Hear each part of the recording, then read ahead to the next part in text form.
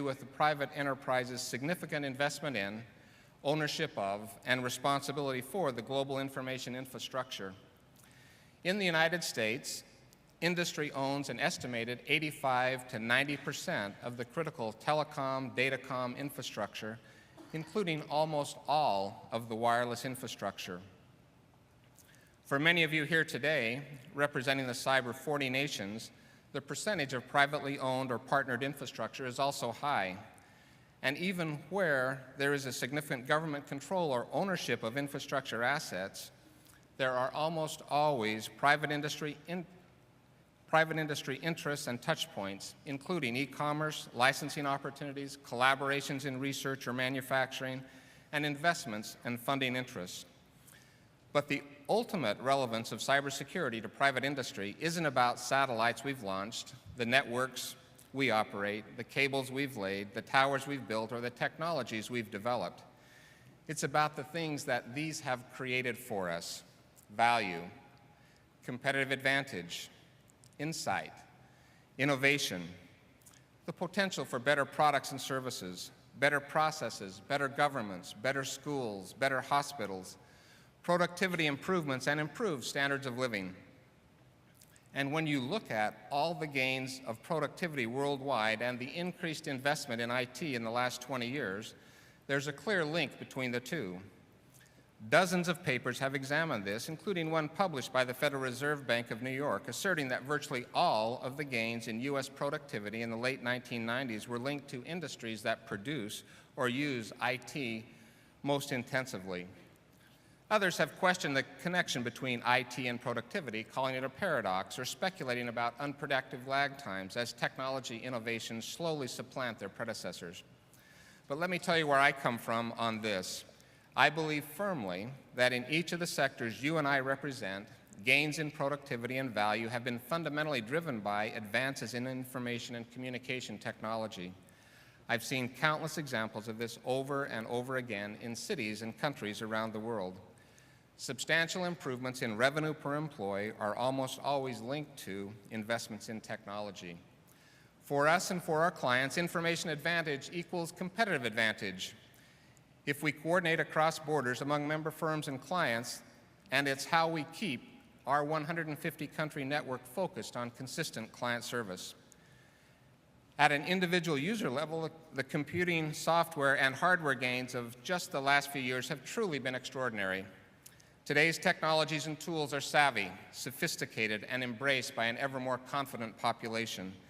And on a more personal note, from my experience on September 11th, 2001, I can speak firsthand of what it's like to try to operate a business without the advantages of technology. I concluded it can't be done. As I and 3,500 of my colleagues walked away from the World Financial Center on September 11th, and as the two towers collapsed, we lost our landlines, we lost our voicemail system, we left behind our laptops as we gave the evacuation order, and our cell phone service was not reliable with the losses of antennas. And I discovered on September 12th, I cannot run my business without technology. The ability to connect, collaborate, and deliver value to clients requires technology.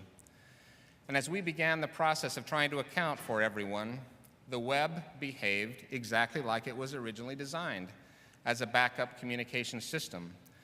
My leader of our merger and acquisition practice had supplied BlackBerries to all 200 members of his team.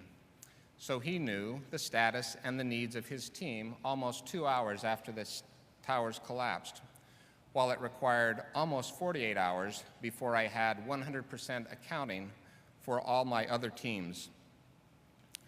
Cybersecurity threats deserve our continued attention because the productivity gains that technology has enabled are at risk until we formulate a sustained response.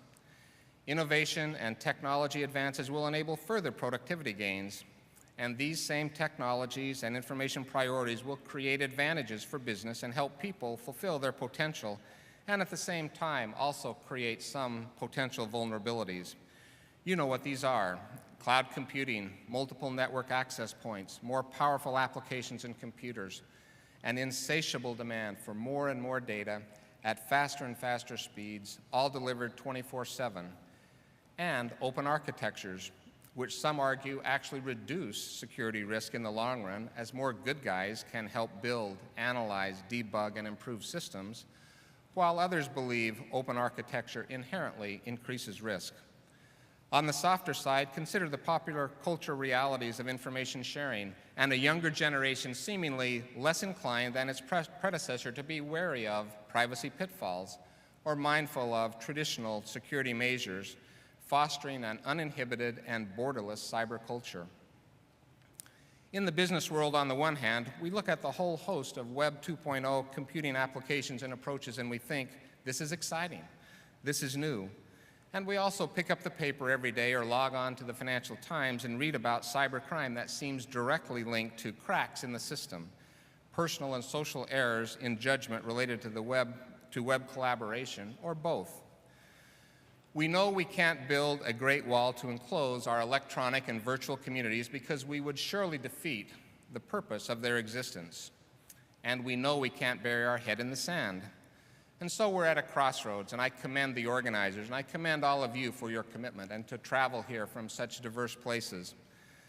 But right here, right now, I believe we have an opportunity to continue the dialogue on such an important subject, and there's much to do, and I think there's much to do that we can do together.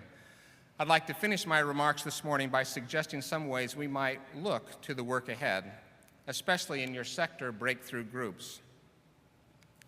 It is clear to me that the cybersecurity risk demands a response that is global, integrated, and aligned with key stakeholder interests, including those of the international enterprise. Ours is an age of global interdependence, economic, environmental, and digital. We have learned that interdependent challenges require a collaborative approach, and that a private-public partnership will be essential. This is not a completely new idea. Over the centuries, collective personal, corporate, and governmental accountability has led to trust, progress, and prosperity on land, in the air, at sea, and in space. And now the 21st century presents cyberspace as a new realm, and a new risk, and a new need for an effective private-public partnership. I'm confident we will rise to meet this challenge, that we will find the right path forward, and as a result, the information and digital-based gains of the last decade will continue unabated. It won't happen by magic, but I believe it will happen.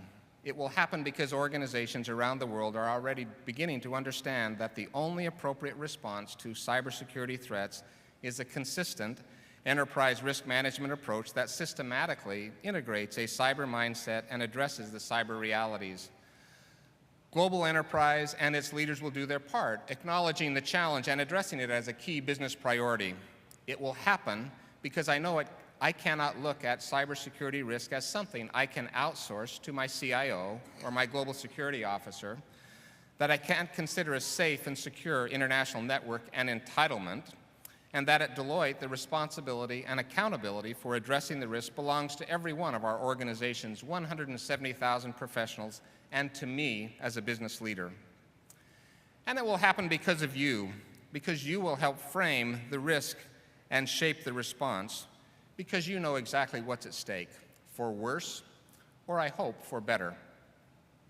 Together we will find the right solutions-based response. We will agree on the standards and accountability, not just best practices, and we will secure commitments from organizations to get their own houses in order with plans that are ongoing, measurable, and sustained. We'll understand that a fortress and wall approach to the threat of cybersecurity risks is not enough, and that we must redefine not only what it means to be risk-aware, but what it means to be risk-intelligent. And ultimately, it will happen because we're all in the same boat, and we're working together. We can and will identify the dangerous waters, find our common direction, and chart a safe course.